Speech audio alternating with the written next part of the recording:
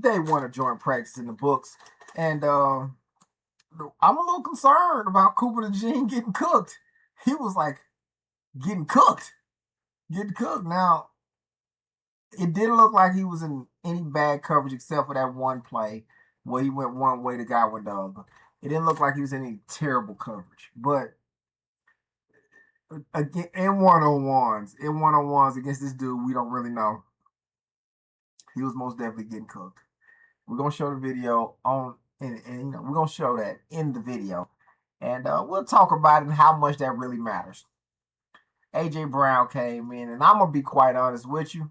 I'm gonna be honest with you because I hadn't been honest prior to AJ Brown leaving all this stuff, man. I don't want AJ Brown to have a great. I know I said, man, I wish the best for him. I don't. After this year, if you have a bad year this year, then after this year, I wish the best for you. But I don't want you to have a great year. I just realized this when Cooper DeJean lined up right in front of him. And I know, not Cooper DeJean, I'm sorry. When Quinyon Mitchell lined up right in front of him, I realized I do not want the best for his career right now. I just don't.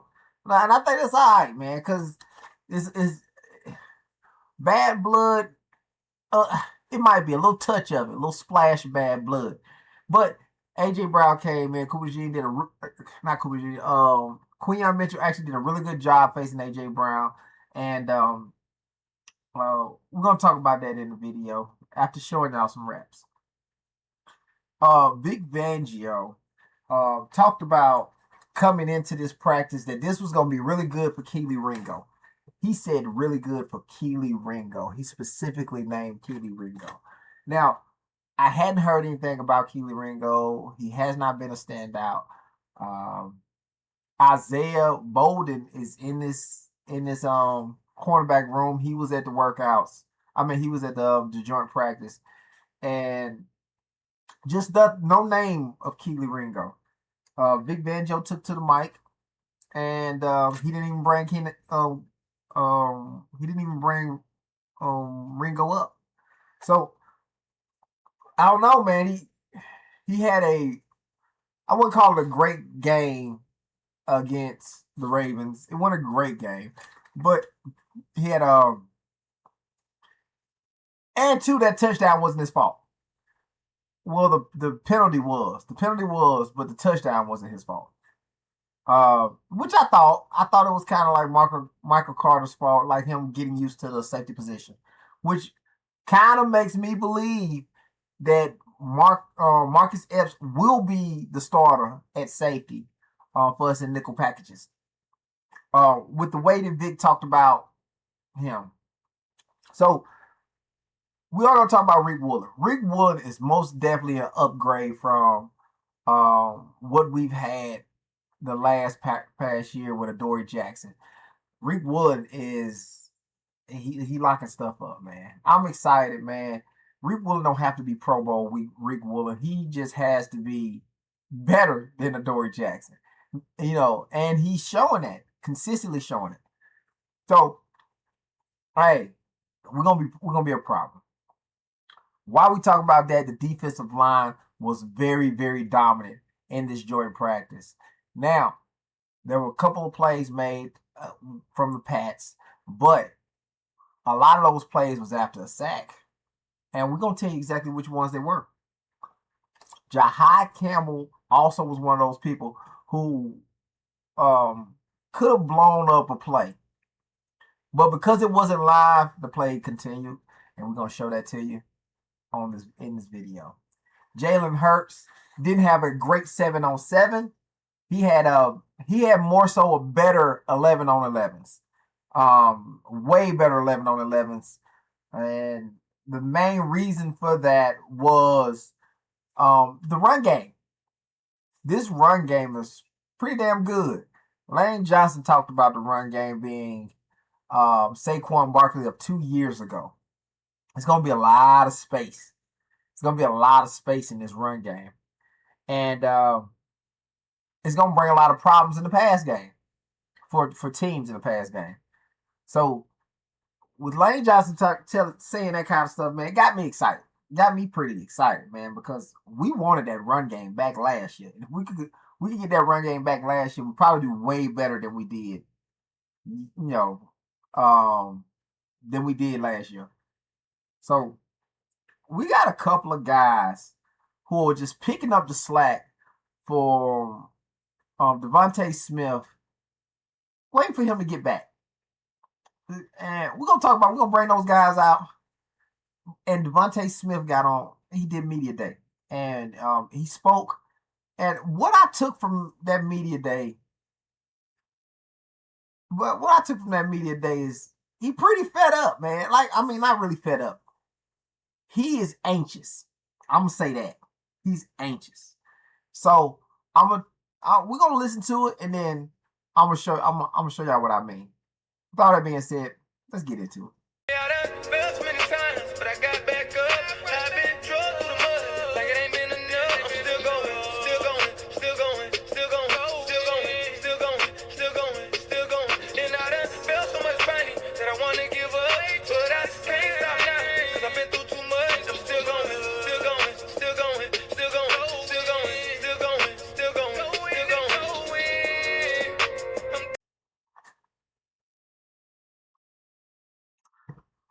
Cooper DeJean, man, was getting cooked. He was getting. I don't even know this dude's name. Number 3 was giving Cooper DeJean work, and at one point he made Cooper go one way. He went up, and he was just catching balls. He was just catching balls. It reminded me of the Adam Thielen thing all over again. But it's in training camp, so I have no big time worries. You know what? And I wanted to say this too. AJ Brown coming back, I want nothing but the worst for him. This very first year, I want nothing but the worst for him. As far as his career, I don't want nothing bad to happen to him. I don't need him to get robbed. I don't need for his stocks and bonds to go down in shambles, his house to get caught on fire. I don't need all that. I need for his numbers to suck. I need him to suck. I need for his team not to make the playoffs. I need for him. I need the Patriots to have a bad offensive season. That's what I need. I need that. And I noticed it when he lined up in front of Quinyon Mitchell. He went in front of Quinyon Mitchell, not just this urge that Q, don't let him catch this motherfucking ball. And I wanted that to be the whole day of camp. That wasn't the whole day of camp. AJ actually had some really good plays. AJ Brown is still a top tier receiver. He's still a top tier receiver.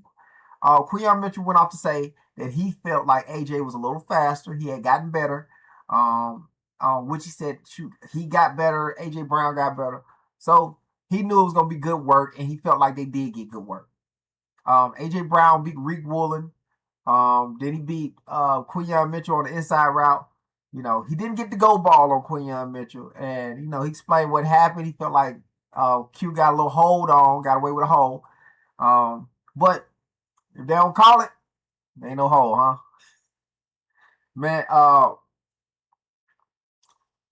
Vic, why are we talking Reek Woolen? Reek Woolen the man good. The man good. The man good. He is clearly better than Adoree Jackson right now. Clearly better than Adoree Jackson. He's fast, he's long, and he get the ball at the highest point. He was going up against Romeo Doubs. Went up against Romeo Doubs. Romeo didn't have no shot at making that catch because as soon as Reek Woolen got back into play, like a Madden, it was like a Madden coverage. He went and got back into play and batted it down. He had no shot at making that play. I love to see that. Something most people probably won't even throw at him. Certain stuff that they would do, they're not going to do against him. The same thing with Quinyon Mitchell. So I can't wait. I can't wait to put it all together with the line and all that. And while I'm speaking on the line, man, Jalix Hunt, Nolan Smith both recorded a sack. Now the plays go on because it ain't a sack, bring them to the ground. They just tap the quarterback and people note it. You know what I'm saying? The play still go on. But Jalix Hunt had a sack. And this is something Jalen Hunt been doing pretty often. Like, this is becoming the norm. He had a sack. Nolan Smith had a sack. Jahai Campbell, had this been live, would have blew Drake May's head off. Clean off. Because he came down on a blitz. Came down on a blitz. And it was trouble. He had to pull up. Before the ball got out, he pulled up. He'd have hit him. And it pop ball or something. That would have been such a dot. Because if you look at it, Drake May was affected by how Jahai Campbell was sitting in his face. I can't wait to see the defense get put it all together, man, with the defensive line, the rush to the coverage. It's gonna be problematic. All right, let's go to the offense where Jalen Hurts threw 3 interceptions. Now, if you listen to all the writers who was actually there, Jalen Hurts' 3 interceptions weren't all his fault. Had one where it was dropped, interception. He had one of miscommunication, was an interception, and he had the other one they didn't really say about the other. It's just probably just a old regular interception. Oh. He had one that was dropped, it was an interception. He had the one that was overthrown, that was an interception. And then he had one that was a miscommunication, and that was an interception. Yeah. But that wasn't all, man. On 11 on 11s, when he had it was like 11 11s, he actually played well. Play action. He had a blitz that came through, and right before he was able to get hit, he invited the blitzer and then threw it to Will Shipley off a wheel route, connecting Will Shipley. And it was a big game. He had another one where he threw it to Elijah Moore and it would have been a touchdown. You know, he had another one where he got Devontae Wicks open. So he was making plays. Like Jalen Hurts was actually making plays in 11 on 11. See, and he went off to say that, he had a little trouble in 7 on 7s where it was nothing but passing, but he's still learning. So he was like, it's good that we do it now. That way, when the season comes, we don't have these mistakes. Elijah Moore has been like popping. He has been popping, man. Elijah Moore can really be that third receiver. Darius Cooper right now has been balling. And he's been the shining star while Devontae Smith and Mekhi Lemon is sidelined. And even in one-on-ones, he got some sauce on him. That's a little slant. He got one-on-ones. And that's not it. Dontavian Wicks, his slant was sick. Turned the guy completely around. That's man, look. I think we're pretty deep at wide receiver.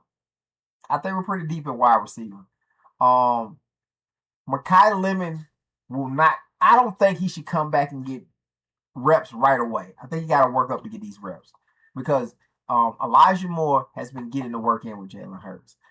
Darius Cooper has been getting to work in with Jalen Hurts. I don't think you just take their reps just because the first round pick came in and now he's healthy. He's been having these kind of issues all off season long, man. And Smitty actually got on the podium and talked, and that's kind of what he said. All right. Smitty, from your evaluation, how did the offense look out there today?